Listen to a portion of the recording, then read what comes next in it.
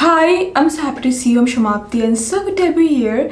And today I'll be telling you about the 5 travel skincare tips that you may find to be helpful.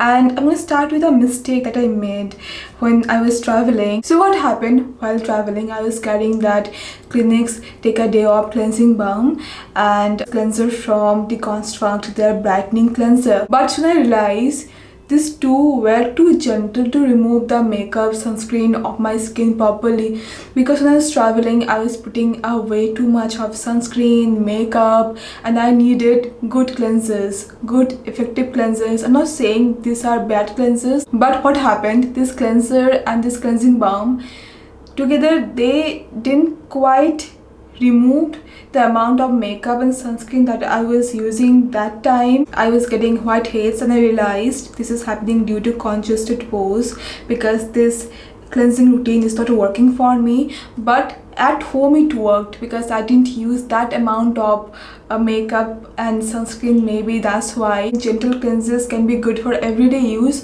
but there are times you need a bit strong cleansers. When both the cleansing balm and the cleanser, they are too mild, they can lead to congested pores due to not cleansing your skin properly because of the amount of product you would be using during that particular time. So yeah, be mindful about it.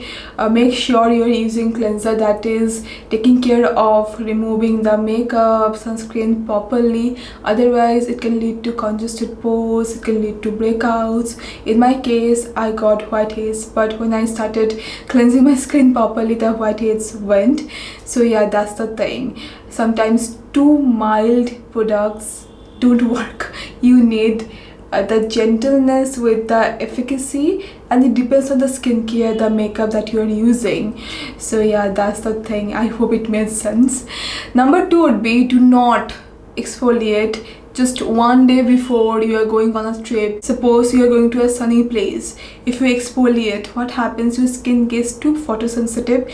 Though you can use sunscreen, but during the trip I think we get a little bit negligent when it comes to applying sunscreen sometimes, and that's okay. I'd say don't exfoliate like 1 or 2 days before the trip. For me, I stopped using any strong exfoliating pill at least 1 week prior if I'm going on a trip. I know this can be really tempting. You may think if you use exfoliating acids like strong exfoliating pills, you're gonna get smooth skin, you're gonna get the glow and all, which is true. But with all these things, your skin will get more photosensitive, and for that you really need to take care of your skin by protecting your skin against the sun rays.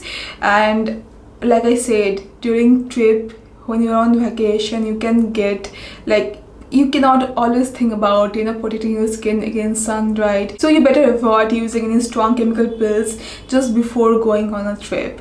Number 3 would be to carrying hydrating and nourishing skincare products.